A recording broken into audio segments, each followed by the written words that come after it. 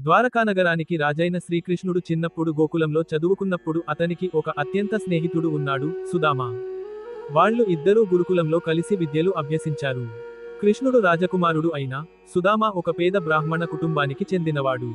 కానీ స్నేహంలో మాత్రం ఎలాంటి తేడా లేకుండా చాలా ప్రేమగా గడిపేవారు. పెద్దయ్యాక కృష్ణుడు ద్వారకాపురంలో రాజుగా ఉన్నాడు. సుదామ మాత్రం బాగా పేదరికంలో జీవించేవాడు.